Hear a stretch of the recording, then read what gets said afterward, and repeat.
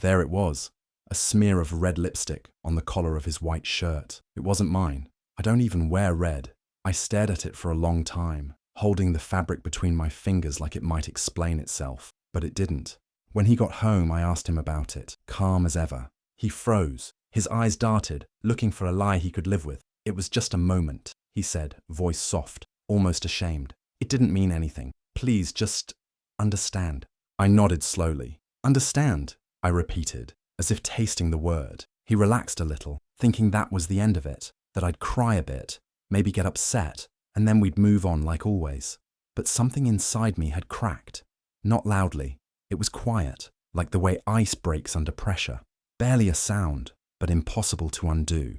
That night, he snored beside me while I stared at the ceiling. The room was dark, but my mind was wide awake. I thought about the way he kissed me just a few days ago, the way he said he loved me while lying through his teeth. I thought about the dinners I cooked, the birthdays I planned, the way I made his life easy while he made a fool out of me. He wanted me to understand. Fine, I would. I'd understand exactly what kind of man he was. I'd understand how long he'd been lying. I'd understand everything he tried to hide. While he slept, I slid out of bed and opened my laptop. I started a new folder on my desktop. I named it Understanding. Then I got to work. No crying, no screaming, just quiet planning. A calm kind of anger, the kind that doesn't go away. I didn't know everything yet, but I knew one thing. If he wanted me to understand, I was going to help him understand too, what it feels like to lose everything. And I would do it with a smile. I started acting like nothing had changed. Smiled when he walked into the room, laughed at his bad jokes, kissed him goodnight, let him believe he was off the hook. It was the easiest way to keep him careless. I was quiet, kind, and understanding, just like he wanted. But behind that calm face, I was turning into someone else. Someone smarter, someone colder. I wasn't going to scream or throw things. I was going to build a case, piece by piece. First, I installed a keylogger on our shared home computer. He always logged into his email there when he thought I wasn't paying attention. Next, I figured out how to sync his phone's cloud backups to mine. Took some trial and error, but I got in. Suddenly, I had access to every text, every photo, every call log. It was all there. And oh, the things I found, there were hotel receipts going back 3 months, all charged to a card I never knew he had. There was a playlist on Spotify called For Her, all love songs he never played for me. His location history, full of midday detours that didn't line up with anything he told me. But the worst was the secret Instagram account, private, hidden. Except I had his login now. Dozens of pictures of her, some of him with her, smiling, hugging, even one where she kissed his cheek while he grinned like a teenager. They had inside jokes in the captions, comments from her like, best day ever, all while he came home to me at night and asked what I wanted for dinner. I didn't cry, not anymore. I saved every screenshot. I labeled everything, photos, receipts, messages, lies. I made folders, subfolders, organized them with dates and notes. I made backups, USB drives, cloud storage, a paper trail long enough to bury him. Every time I felt the rage boiling up, I went back to the evidence. It grounded me. It reminded me that this wasn't just pain. It was purpose.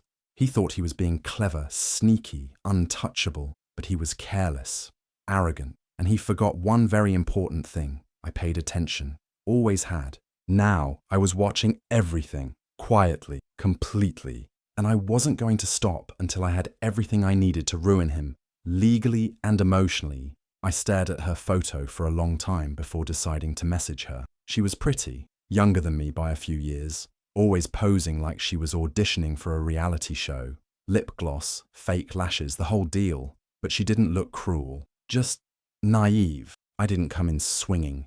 No name-calling, no threats. I kept it calm, diplomatic. Hi, I know who you are. I'm his wife. I'm not here to fight. I just want the truth. She read it almost instantly, left me on typing for a while, then finally replied, I thought you guys were separated. Of course. He told her I was crazy, that I screamed all the time, that I was controlling, that we were basically over, but I refused to move out. He made himself the victim, painted me as this jealous, bitter wife clinging to a dead marriage. Classic. I didn't even have to push. Once I was polite, she spilled everything, like she was desperate to confess. They met at some networking event. He told her he was trapped in a loveless home. She fell for the charm, at first, but she admitted, plainly, she wasn't really in love with him. He spends too much, she said, always trying to impress me. I was honestly thinking about ending it. He's kind of exhausting. She had no idea what she had walked into. She thought I was going to be this emotional wreck. Instead, I thanked her for her honesty. I didn't hate her. She'd been fed lies, just like I had. The only difference was, she didn't have a ring on her finger. After I hung up, I sat back and smiled for the first time in weeks. She gave me dates, timelines, and details I didn't even ask for. It was like she was helping me without knowing it. She didn't want him, I didn't either. But the difference was, I wanted justice.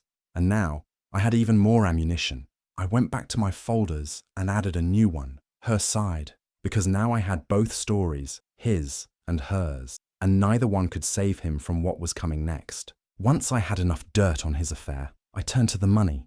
I'd been the one handling most of our day-to-day bills, but I never dug deeper. I trusted him. Big mistake. I started small.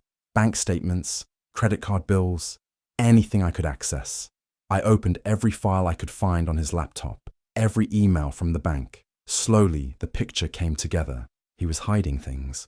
There were charges from stores I'd never shopped at, expensive perfume, a bracelet, 2 hotel stays listed under business travel. Funny, considering he works remote. He had another account too, not with our usual bank. I wouldn't have known unless I spotted a random deposit line from one of his freelance gigs going somewhere unfamiliar. I looked it up, logged into his email, reset the password, and boom, a whole second account. Secret account, secret spending, all using money that should have been ours. He wasn't just cheating emotionally, he was cheating financially. That bracelet, over $900, paid with a transfer straight from our joint account. His little love nest was funded by our marriage. It was bold, it was stupid, and it was exactly what I needed. I printed everything, color-coded it, red for purchases made for her, blue for hidden transfers, green for all the cash withdrawals that didn't match any story he ever told me. I didn't just want to catch him. I wanted to corner him, legally. Make sure he couldn't weasel out of anything when the time came. This wasn't about yelling anymore. I didn't want an apology. I wanted a clean financial cut, one that would hurt. I found out he was putting small payments into that second account monthly, slow enough not to raise red flags, but steady, saving up for his new life, probably. Too bad that new life wouldn't include his money, once the court saw what he'd done. Every receipt went into a folder. I made digital copies. I backed them up 3 times. I had a binder thicker than our wedding album. He thought I was being quiet because I was weak, but I was quiet because I was winning. This wasn't just revenge anymore. This was strategy, and I was going to bleed him out with his own lies, one transaction at a time. Every morning, I kissed him goodbye like nothing had changed. I packed his lunch. I asked about his meetings. I laughed at his tired little jokes. To him, it probably felt like we were healing, like we were back on track. That was the point. He had no idea I'd already found a lawyer, not just any lawyer, one who specialized in high-conflict divorce cases. She didn't blink when I laid out the evidence. Cheating, hidden accounts. Oh, she smiled. We'll have fun with this one, she said. She coached me on everything. What to say, what not to say, how to move quietly. I listened. I followed instructions like it was a new job, and I wanted a raise. Then I opened a new bank account, in my name only. I didn't drain the joint account. That would have been obvious. Instead, I started shifting money slowly. Grocery refunds, extra income from freelance work, birthday gifts from family. Little by little, I built my escape fund. He never noticed. He was too busy texting her and bragging about how things were calming down at home. At night, I made his favorite dinners, chicken parmesan, shrimp tacos, even baked cookies once. He sat across from me, happy, smug, safe. I knew the exact date I'd leave. My lawyer and I picked it together, right after he'd get his next big freelance payment. Maximum impact, minimum warning. I had my paperwork ready, my folders printed and backed up, even packed a small suitcase and hid it in the trunk of my car. He thought he'd fooled me, thought I was forgiving and clueless. But every sweet smile I gave him was just another inch of rope, and I was almost ready to pull it tight. The morning of our anniversary, I woke up early, made him pancakes, eggs, bacon, everything he loved. I even brewed his favorite coffee, the one with a hint of cinnamon. He walked into the kitchen in his robe, yawning like it was just another peaceful day. "Wow," he said, grinning. "What's the occasion?" "Our anniversary," I smiled, setting down his plate. He kissed my cheek, sat down, and dug in. He didn't notice the envelope on the table right away. I had placed it just beside his coffee mug, cream-colored, thick, unassuming. Halfway through his second bite, I said, "There's something I want you to read." He looked up, mouth half full, then noticed the envelope. "What's this?" he asked, already chewing slower. "Just something I've been working on," I said, taking a sip of my coffee. He opened it. Silence. He read the first page. His face dropped. "Divorce," he said, blinking like he'd misread it. Wait, what? You said you'd understand." I nodded, calm. "I do. I understand alimony laws very well." He just stared at me, speechless. Mouth still open, pancake still stuck to his fork. "You think you can just, after all this," he sputtered. "You can't be serious." I pushed my chair back, stood slowly. "You spent months lying to me. You spent our money on her. You created a secret life, and now you're shocked that I won't stick around and smile through it." He started shaking his head. "It wasn't like that." "I have receipts," I interrupted, leaning in just slightly. "Emails, messages, bank transfers, photos, voice recordings. You want me to go on?" He swallowed hard. "This isn't just a breakup," I continued. "It's legal, it's thorough, and it's already in motion." The silence in the room was so thick you could hear the ticking of the kitchen clock. I picked up my bag, already packed, keys in hand. "Enjoy your breakfast," I said, opening the front door. "It's the last one you'll get from me." He didn't follow me, just sat there, stunned, holding the divorce papers like they might burn him. And for the first time in months, I smiled, wide, free, real, because it was done. The trap had been set, and he walked right into it. He showed up to court, in a suit I'd picked out for him years ago, hair slicked back, acting calm, confident, like he thought charm would save him again. His lawyer tried the usual play, painted me as angry, unstable, dramatic, said I was making emotional decisions and just trying to punish him. He even claimed I was trying to ruin his reputation out of jealousy. I didn't flinch. Neither did my lawyer. She stood up with a folder almost too thick to close. One by one, she laid it all out. The photos, the texts, the credit card records, the hotel receipts, the secret bank account, the gifts for the mistress all paid with joint money. She spoke calmly, clearly, no drama, just facts. Every lie he told, she backed up with proof. He stopped smiling after the second set of screenshots. By the time she reached the financial abuse section, he wouldn't even look up. Then came the surprise. His mistress showed up. She'd been subpoenaed. He didn't know she was coming. And the moment she walked into that courtroom, his face turned grey. She took the stand and confirmed everything. That he lied to her too. That he told her I was violent. That we were separated. That he promised her money, trips, even rent, all while telling me we were working things out. She brought her own receipts, texts, voice messages, even screenshots of him laughing about how easy it was to get away with things. The judge didn't say much, didn't have to. When the ruling came, it was clear and brutal. Full division of assets in my favour, monthly alimony payments, and a penalty fine for the hidden account. My lawyer nodded like she'd just won a quiet game of chess. He sat there like someone had unplugged him. No fight left, no words. It was over, and I didn't feel guilty, not for a second, because this wasn't revenge. This was justice, delivered in real time, in front of witnesses, under oath. He thought he could lie his way through court the same way he lied through our marriage. But this time, he didn't have a way out. It didn't take long for the fallout to start. A week after the court ruling, his employer called me. I hadn't reached out to them, but apparently, some of the documents filed in court had raised red flags. They were doing a routine check into his financial records.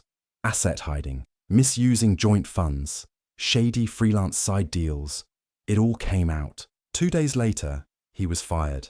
Just like that. The job he loved, the one he bragged about endlessly, gone. No severance, no references, just a box of stuff and a security escort out the front door. I heard about it through a mutual friend, one of the few who didn't take sides. That same week, his mistress stopped replying to his messages, deleted her Instagram, vanished. Guess losing his job and getting exposed as a liar wasn't part of her dream life. She was never in it for love, just the benefits. And now he had none. He tried texting me once, said he wanted to talk, said he needed closure. I didn't respond. He ended up moving in with his brother, who apparently isn't thrilled to be stuck with him. No more condo, no more weekend getaways, no more double life, just a pull-out couch and quiet shame. As for me, I sold the house, the one we used to share, the one I cleaned, decorated, filled with photos, and he turned into a lie. I didn't want it anymore. Too many memories, too many shadows. I used my share of the settlement and some of the Alimony advance to buy a smaller, brighter place. Just mine. Everything in it is fresh. Clean walls, new furniture, silence that actually feels peaceful. I got a new bank account too. No joint anything, just my name on it and numbers that made me smile. I see the deposits come in like clockwork. Every month, a little reminder that I didn't lose, that I didn't crumble. I didn't just walk away. I walked away with everything he thought I'd never notice. Let him sit with his regrets. Let him explain to everyone why he fell so hard, why he lost so much. I didn't raise my voice. I didn't break anything. I just understood. And then I made him understand too. A few months after everything ended, I booked a solo trip to Italy. No big announcement, no one to check in with. Just me, a passport, and a ticket out of the mess. I landed in Rome with no itinerary, just a hunger for something real. I wandered cobblestone streets, drank wine at little cafes, and let the sun warm parts of me that had been cold for too long. One afternoon in Florence, I walked past a tiny tattoo shop tucked between a bakery and a bookstore. On impulse, I went in and got a small, simple design inked behind my ear. Something just for me. No meaning, no explanation, just because I could. I took a pasta making class in a quiet village and ended up laughing all night with a group of strangers who barely spoke English. We cooked, spilled wine, shared stories in broken words and big gestures. It was the first time in years I felt light. No checking in, no waiting for someone to lie to my face. Just living. Then one night, after I posted a photo of the sunset from my balcony in Positano, my phone buzzed with an unfamiliar number. "Can we talk?" I stared at the screen. No name, but I knew. He had finally realized the silence wasn't temporary, that the door wasn't cracked open, that I hadn't paused. I had left. He used a burner number, probably blocked after I cut him off. I didn't answer. I didn't type anything back. I just blocked the number and put my phone down. That was my answer. No speech, no closure. Just me, thousands of miles away, full from a meal I made with my own hands, ink on my skin, the sea in front of me, and not a single thought wasted on a man who thought I'd wait forever. Life after lies wasn't perfect, but it was mine, and that made it beautiful. It's been a few months now. The dust has settled, the drama's over, and here I am, writing this post with a glass of wine in one hand and zero regrets in the other. I didn't think I'd ever share this, but something about telling the full story feels satisfying. Maybe it'll help someone. Maybe it'll just piss off my ex if he ever finds it. Either way, worth it. When he asked me to understand his affair, he probably expected tears, begging, maybe a dramatic meltdown. What he didn't expect was silence, a smile, and a plan that would flip his world upside down. He thought I was too soft, too trusting, too nice to fight back. What he didn't realize is that being quiet doesn't mean being weak. It means watching, learning, preparing. He begged me to understand, so I did. I understood the law. I understood how to collect evidence. I understood how to move money without raising alarms. I understood how to serve papers with a side of bacon on our anniversary. And when it all came crashing down, the job, the mistress, the fake stories, I didn't dance on the ruins. I just walked away, clean. Now, I sleep better. I laugh more. I eat alone in restaurants without feeling weird. I make plans without checking in. I bought a new couch that he never sat on, and every time I curl up on it, I smile. He lost everything he built on lies. I gained everything I built on truth. So if you're reading this, and you're the one being betrayed, let me tell you something. You don't need to scream. You don't need to break things. You don't need to beg anyone to stay. You just need a good lawyer, a smart plan, and a quiet kind of rage. And if you're the one cheating, don't ask someone to understand, because some of us will. and will make damn sure you understand exactly what that means. Signed, happily single, financially free, and petty as hell.